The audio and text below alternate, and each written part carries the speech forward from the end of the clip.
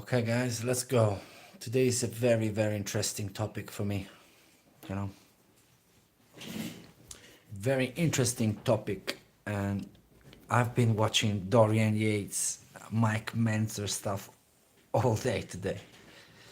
Those are my gurus, man. That's where my foundation start from. You know. Yeah, let's get the party started.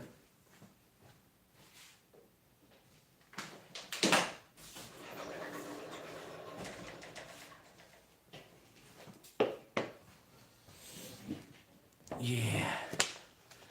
I'm finally gonna get my Starlink installed, I believe Sunday. So from next week I'm gonna have a much better internet connection. It will be awesome. I can't wait. Do you jump forward?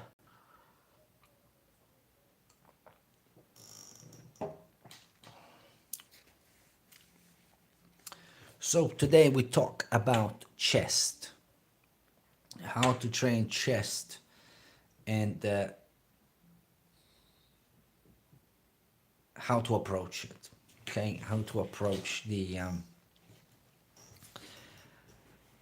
muscle, right? It's a big muscle, okay, and it does a lot of things. And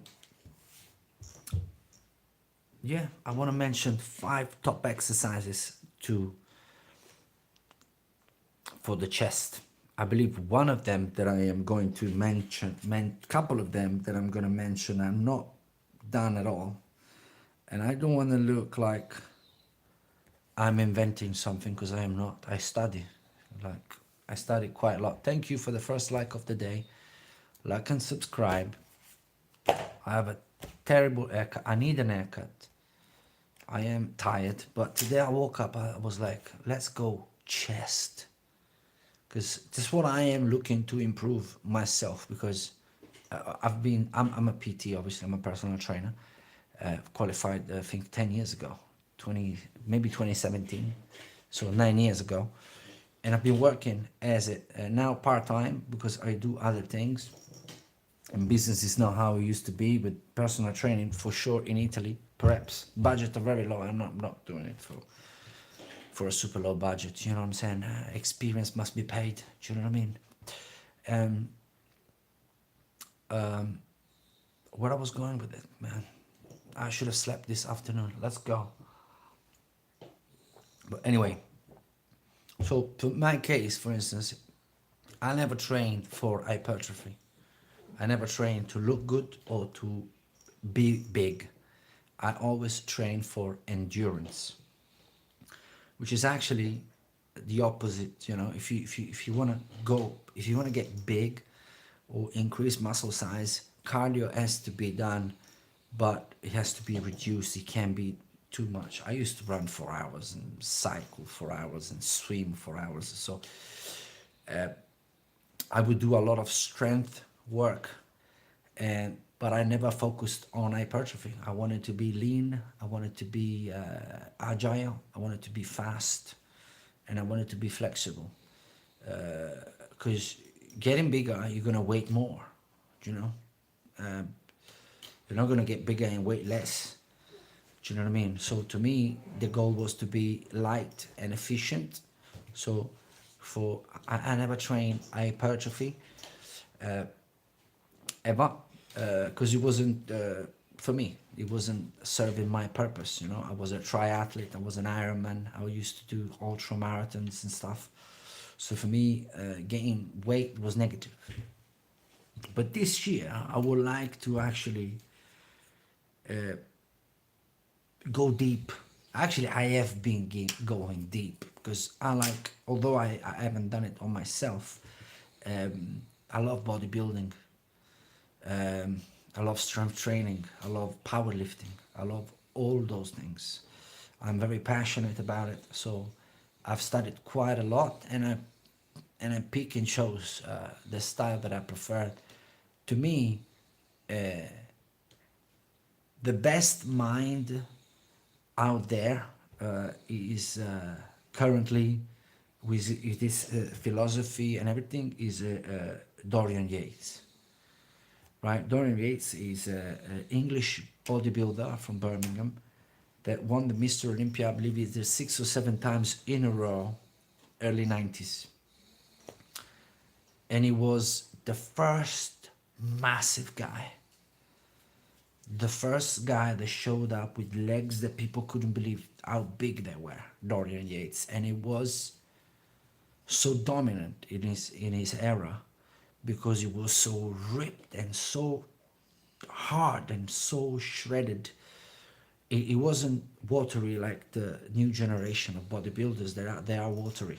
I mean, I don't like the new bodybuilding, the bodybuilding, the contemporary bodybuilding. I don't like it at all. I don't even follow it. I watched old school stuff, vintage stuff, because the new bodies are too watery for me. They're not conditioned. They're not hard enough. Uh, a trained eye knows what I'm talking about. I've been watching bodybuilding since forever. When I was a kid, I just liked to these big dudes, you know. They were like fascinating to me. And but yeah, look, I pick my favorite and Dorian Yates, because at the end of the day, if you look at it, they, especially back in the days, because like I said, today is bad. The situation is bad. Back in the days, um, there were some great physiques out there, some absolutely superb physique, and I'm talking about late 70s, 80s, early 90s, early 2000. Tremendous bodies. You'll be surprised if you go look at some back to 1980s bodies. Like you'll be, oh my God, they were gods. They were gods, absolutely shredded to pieces. And you realize that if you study um, each and every one of them, you would realize that they all train differently. So you're like, damn, who's right? Because they all awesome. They all look massive. They all obviously know how to grow muscle, but they all do it in a different way. So which one, like, who's right in this thing? Which, because you have to pick and choose ultimately. Because Dorian Yates used to train in one way, Ronnie Coleman in another way, Jay Cutler in another way. Um, they all train different. But to me, obviously Ronnie Coleman, it was just different. It was just not human, almost, how big it was and shredded. But to me, my favorite, I have a massive sweet spot for Dorian Yates. I've always been a massive fan. I like the fact that, and I'm gonna go into chest in a minute, into the exercises. So what I'm saying is, probably if you heard him speaking, you probably gonna heard it again, because I'm a student of the sport. You will always be, and I loved him because they used to call him. He's an English treasure from Birmingham, shy, quite introvert, and they called him the Shadow because he would only show up the day of the competition. So when he would go to America to do the Mr. Olympia, nobody knew him. He wouldn't. Back in the days, it wasn't like now. So nobody would see his body before the competition, and they would call him the Shadow because he wouldn't talk to nobody. He would literally show up for the competition, win it, and then go back to Birmingham. He would train in a basement. He built a gym in a basement, and with very old school machines and stuff, and it was awesome. And the method was was taken from Mike Menser, which was the guy that, I don't know if I'm right to say, but kind of taught Dorian Yates, who inspired Dorian Yates. And it was not to train too often. Believe it or not, these people were massive. Dorian Yates will train 4 times a week, and he would win today. He would win today by a big margin. There wouldn't be competition with the Mr. Olympia of today, which I don't even know who is. Sometimes I see some shorts about them. They are fat to me. Very muscular, fat guys. They're not lean, you know. They're not lean anymore. But Dorian Yates, massive, massive body, ripped and shredded to pieces. He would train 4 times a week, 45 minutes. That's it. So that's 3 hours a week. And he weighed 300 pounds off season. And he cut down to 260, 250 for the competition. Right? So a man that big will train 4 times a week, 45 minutes. And people, I know what people think. Oh, the steroids. Steroids, let me tell you this. If you take steroids and do nothing, right, you don't grow. Do you know what I mean? It's not like you take steroids, you sit on the sofa, and you grow. No. You have to train like an animal. That's why you take steroids. That's why these people take steroids. So, first of all, they do it so it is a playing field, because everybody do it, right? And in all sports, they all do it in different ways. And the reason why they do take the steroids is because they want to train more. They want to recover faster. And obviously the body reacts better. But you have to put the work in.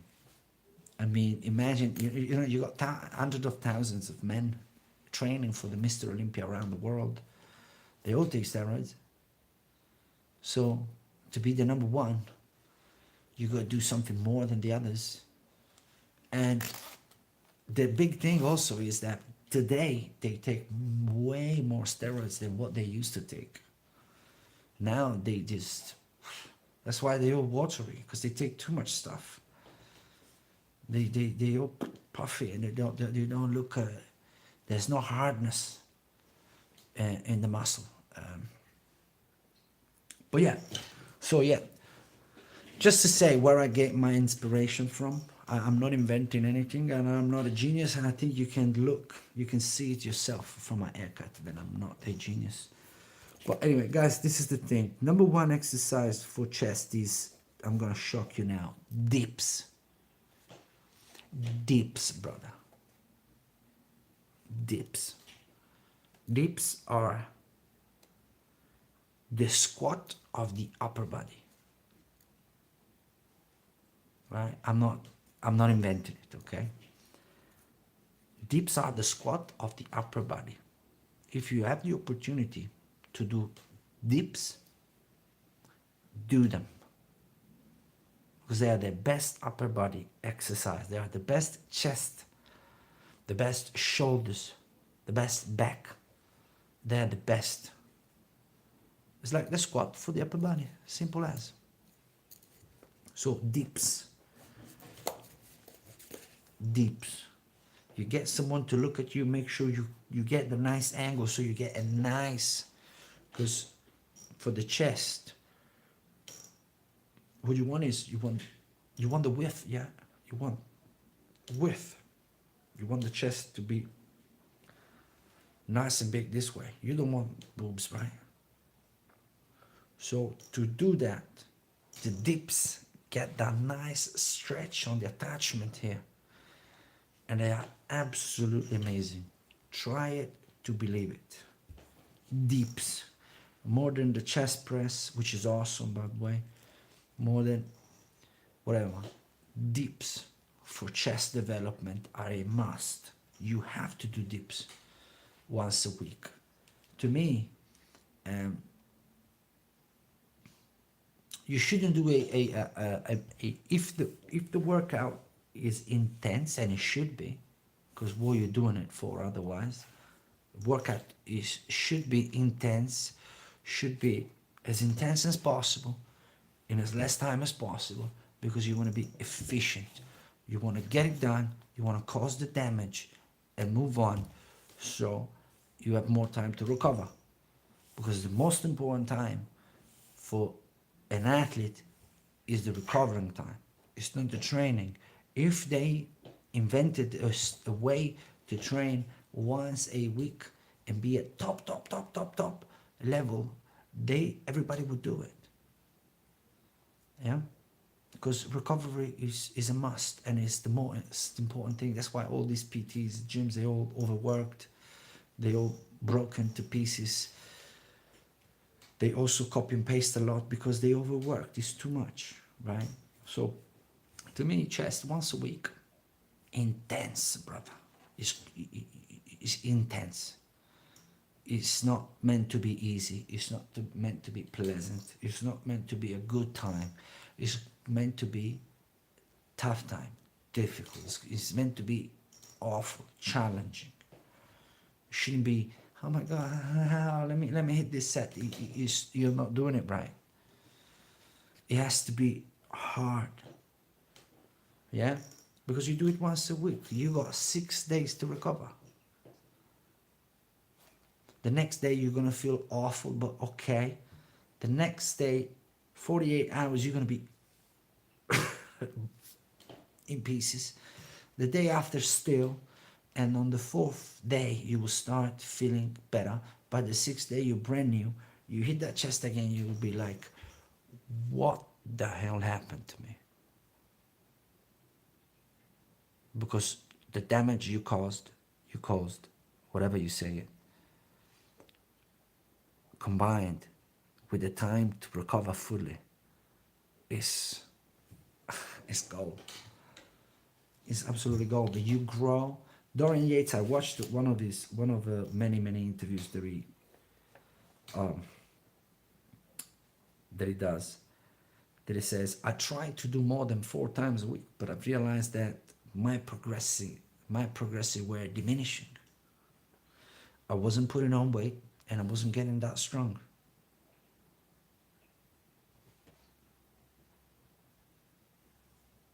Because if you look at it this way, if you don't train rested, you can't even express your potential on the exercise. So you're always working at 70, 60, because you're always tired. So you're always working. You're never working at full capacity. Your body, you're never expressing your strength at full capacity. You're always expressing your strength at a percentage because you're always tired. You know? So to me, you hit the chest, right? You go with the dips.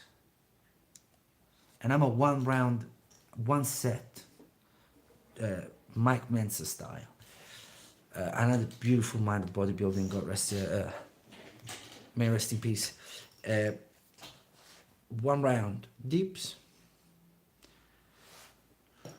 till you can't do it anymore, obviously. And you move on. You take a minute or 2.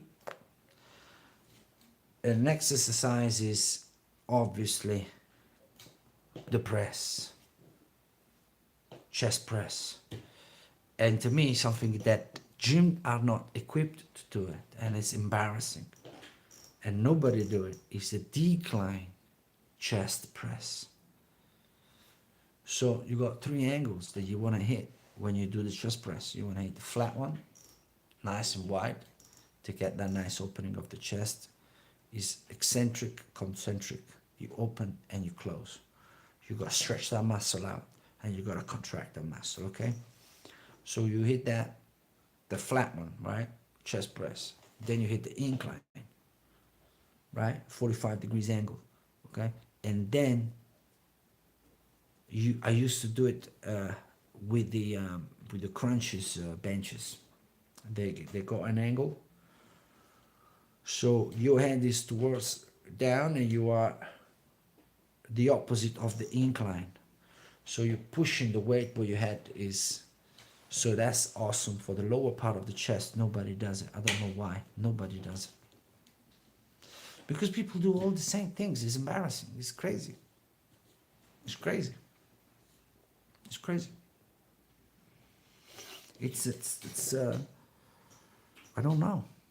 I don't know how to explain, because it's like things have been discovered, things have been tested, things have been done, right? But people want to reinvent the wheel every year with fitness. Every year. Now, this year is the creatine. Have you heard about the creatine? This year, the creatine is big, it's the best thing, it does this, does that. Because some billionaires push this agenda and it's paying all these guys, all these fitness guys, that they have to pay rent and they have to pay their bills. And so, of course, they accept. And they all pushing this creatine agenda, which, do you know what I mean? Tell me something new, man. I mean, because they're trying to rebrand, reinvent, to create always interest, new science what? New science what? What are you talking about? I don't understand it. Especially for things that have been, again, looked into. The prime of bodybuilding was the 80s, the 90s. Do you know what I mean? It's not now. It's not now. Stop listening to these fat people with muscles on, bro. Stop it. Yeah, you got big biceps, you're fat. And I don't mean, do you know why I can use the word fat with ease?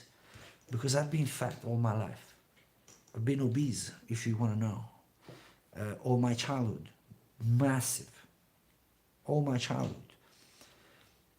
So I feel like I'm entitled to use the word fat, because I've been told fat so many times in my childhood.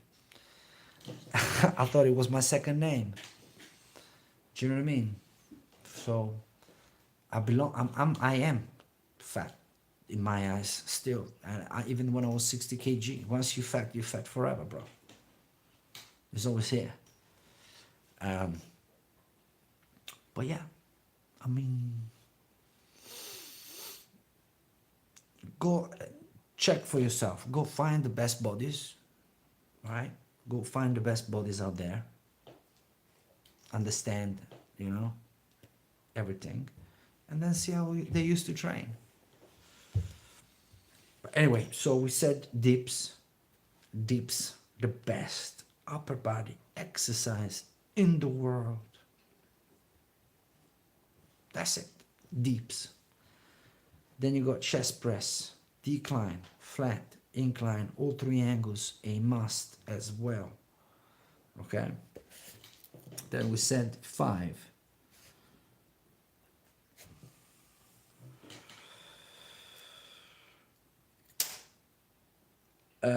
Well, these are already 4, by the way, because you got incline, decline, and flat. So, to me, you should be good like this. But obviously, the cable cross is awesome. Yeah, if you have the cables, the cross on the cables is awesome. You can hit different angles. You can do all sorts of things. And they are absolutely awesome. But it's not much about the exercise, because also the machines are really good, sorry. But see, the intensity. You got to get the intensity. If you stay in the gym 2 hours, there's something wrong with the intensity. Because if it was intense, you would never be able to stay there 2 hours. Nothing can be done for intense can be done for 2 hours. So if you train, you may be very serious about it. Do you know what I mean? I'm not trying to, but think about it. You never see anybody sprinting for, sprints are done at short distances. They go 100 meters, right? In running, in athletic, right? 400 meters is a long distance already, right? Because sprint is for a short period of time. Simple. The same as at the gym. If you train for 2 hours, the intensity is not there. Absolutely not. 100%. I don't care who you are, I don't care what you do. If you stay in the gym for 2 hours, the intensity is not there. Because if the intensity is there, 45 minutes, 40 minutes max, you're done, man. You're done. You struggle to take the shower at the end of it. You struggle to drive home. Do you know what I mean? You feel a bit sick as well. 45 minutes. Stay at the gym 2 hours. It's not gonna do it. It's not gonna do it. And I think it's a lot. I mean, I get it a lot as a PT. People tell me, you know what? I would like to lose weight. I want to lose my belly, but at the same time, I want to grow my head, my arms. I want to look bigger. And I'm like, how are we gonna do that? I asked them, how are we gonna do this thing? Because if you want to grow muscles, we have to eat more. If you want to lose your belly, we have to eat a little bit less. We can't be doing the same things, both things together. We have to pick a target. The ideal thing is grow the muscles like, again, professionals do. What they do is they bulk and they cut, right? They bulk and they cut. The best way to create muscles, because muscles, obviously fat don't turn into muscle. So if fat don't turn into muscle, what does it?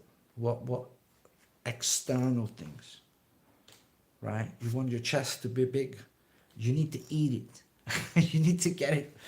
You have to work out and eat, right? And your body, because of the adaptation, your chest will grow. But you got to take it from outside. Your muscles will not grow without flesh. Flesh requires flesh. Do you know what I mean? So yeah, the best environment for chest development is overeating. You know, you have to. It's not the best. You have to. You have to. And if you want to maintain, if you want, it's another story. I'm talking to grow muscle. You want your arms to get bigger. You need to eat and train. You know, and then when you want, and the summer approach, because you're gonna get a bit of cheeks, because muscles react very well when it's abundance. You know. Ronnie Coleman used to get to over 300 pounds, similar to Dorian, not really, because Dorian Yates was 250, 260 on the day of the Mr. Olympia whereas Ronnie Coleman was like 295, 300 pounds on stage, shredded, you know. But they go up to 340 pounds, and they cut. And then they cut. You lose a percentage of muscle, of course. Yeah, man. So yeah, eat if you want to grow muscles, and then you cut when you want to look a little bit leaner and things like that. If you want to lose fat, you know, go walk and then lift. Excellent lift. The thing is about, you want to lose weight, easy. Lose fat, perhaps, easy. Don't eat less than what you're eating now. Don't eat less. It's all good. Stay like this. Go walking if you're not doing it, and start training, right? And eat the same. And it's not going to be easy. It's not going to be easy at all. Because you're going to go to the gym, you're going to come back home, and you're going to eat the whole fridge. You know what I'm saying? You're going to eat like an animal. It sounds easy, right? Eat the same. You don't have to eat less. But then you go to the gym, and you know what I mean? And plus, you know, these workouts, like these 45 super intense workouts, you can't do them if you want to lose fat. There's no point. There's no reason. You go have another approach. You know, you want to have another more, you know, not as extreme. This is for hypertrophy. Hypertrophy, you need to eat to get bigger. But yeah, go walk, lift twice a week, and eat the same. And you will have to lose fat. It's not evil, but you know, it's mathematical. It's mathematical. It's like, You know, you have to consider that 1 hour walk is about, obviously depends on shape and sizes, but for me, for instance, is about 150 calories an hour per hour. And running was like, it depends, but like 400, 500, 600, depending on the pace, on the effort. So you go walking for 3 hours, you burn 450 calories. It's a long time, 3 hours, and 450 calories is not that much if you think that you've been out for 3 hours. But you don't have to go out for 3 hours, but like you do 1.5 hour walk around with the dogs. If you have a dog, 2 hours is nothing. 2 hours walk is about 300 calories. You do it 4 times a week, you do the math. Then you push some weights around. That's about 200, 250 calories per hour. You do that 3 times a week. 2 times a week is the ideal. You eat the same. If you sum up all these calories that you got from the walking, from the lifting, you sum them up. That is your calorie deficit. Yeah. So that is, your body is using fat to perform those efforts, for sure for walking, maybe not for training, depending on the intensity. You're not going to use fat if you raise your heart rate too much, but it's calories though. It's calories. It's extremely simple. People don't like things when they are too simple. You know? They don't. They like complicated stuff. They like me to say, because the protein, the amino acid, and this and that. And I'm not interested in any of that. I want to be as simple as possible. So yes, I think we broke down the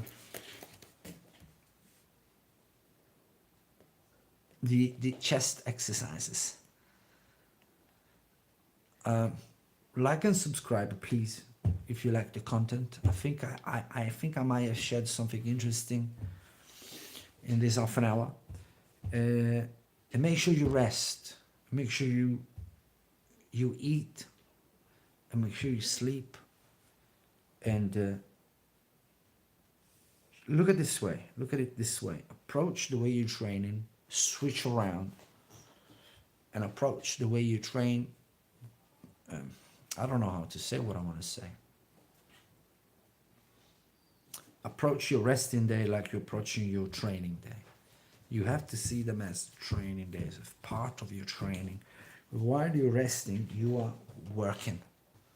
You are actually, it might not seem like, but you're actively doing something when you're resting. You know? And like I said, guys, I gotta go. Deeps, decline chest press, and flies, cable, right? One set, once a week, intense. Get yourself a partner that can help you doing the negative phase, because major damage to the muscle happen in the negative phase, not in the positive phase, right? And you can push the negative phase further than the positive. What I mean is, on the bicep curl, right? This is the positive phase, yeah? This is the positive. When the wrist comes towards my face. So from here to here, that's my positive. From here to here, when I lower my hand, is my negative phase. Yeah? What it can happen with the help of a partner is that you realize that you may find failure on the negative phase, on the positive phase, sorry. So you're not able to bring your wrist to here anymore because the weight is too heavy. My bicep failed. But if I get somebody to bring it up here and to lower it, and I might be able to lower it myself, yeah, and get that negative phase in for another one or two times. That makes a Massive difference. It's extremely damaging for the muscle. So you're probably gonna walk a little bit like, you know. But the negative phase is the one you gotta be focused. People move too fast. Too fast. You gotta breathe in, breathe out with it. Umbrella, the first eye of the day. What is it? Is it raining umbrella? What's going on? I'm joking. If you don't mind, if you could subscribe as well, I would appreciate. No, what I was saying is, on any exercise, the negative phase is where the damage happens. Most damage to the muscle happen. So if you have a partner that can help you with the positive phase and allow you to do, and allow you to get the negative phase to failure as well, because if you by yourself, you're pushing the chest press, all right? You're pushing it. You can't push it anymore, boom, you put the bar down, you're done. But that was your positive phase. The positive, you fail on the positive. If there's me or anybody else lifting the bar for you, and you only perform the negative, you would realize that you may be able to do it once or twice before failing completely. And once you failed on the negative as well, then you put the bar down and you're done. That's failure, right? That is failure. Done. The muscle can't take it anymore. That's it. I'm done. Like, seriously done. You know? It's not for everybody. It's not for everybody. You can't get there just like that, obviously. But for hypertrophy is the best. You allow enough rest, 3 to 4 days though, at least. That's why to me, twice a week. Me personally, I'm training once a week. And I'm lifting more, and I'm eating, I'm trying to get a little bit bigger, and then cut during the summer. If I'm bothered to cut, because I don't have any feet to show, I can walk around with a little belly, I don't mind. Do you know what I mean? So if I'm bothered, I cut. If I don't, I don't. You know, I will be walking around with my little belly. I got 2 kids, 2 dogs, you know what I'm saying? I got nothing to prove, you know what I'm saying? I did what I did.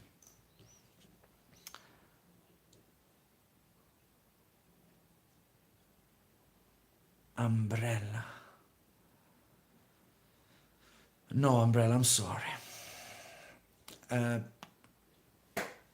How often do you train chest? 50-50, once or twice a week. To me, okay. To me, twice a week is too much. It's too much. And I can tell you that possibly 90 to 100% of the people that train chest twice a week got shoulders problems. Either one or both. 100%. Umbrella. Where are you from, Umbrella? Where are you from?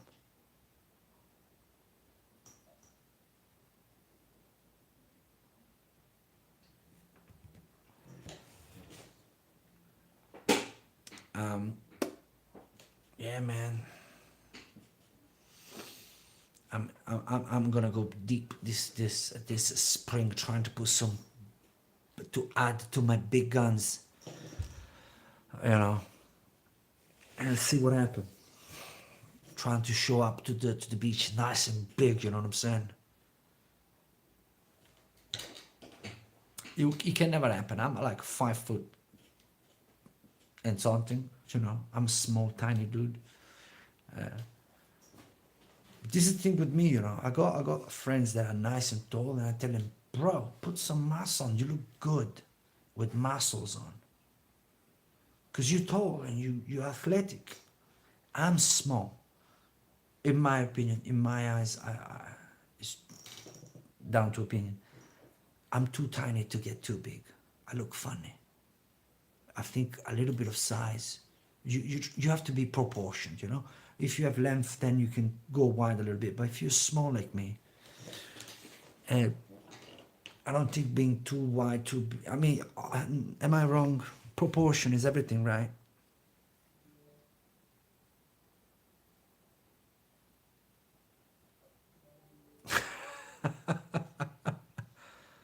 I love that. I love it. I love it, Umbrella. I hope you're still there. I like the answer. I love it. I like the personality. Are you a man or a woman? You're probably a man. A woman would never call herself Umbrella. Do you know what I'm saying? You gotta be a man. We'd probably raining issues. I'm saying you're a man, bro.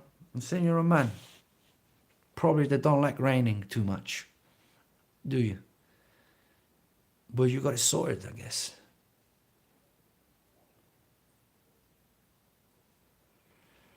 Anyway, guys, once a week I'm like this.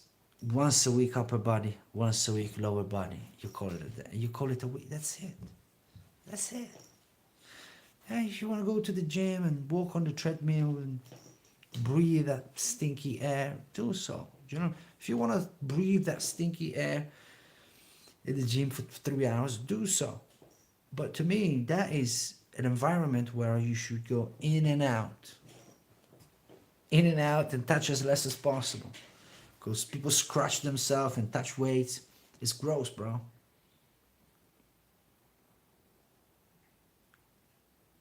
People stay there 3 hours, talk on the phone there, touch everything, and then touch their face. I mean, I don't want to like, I'm down to earth, you know what I'm saying? But I'm not into that, you know.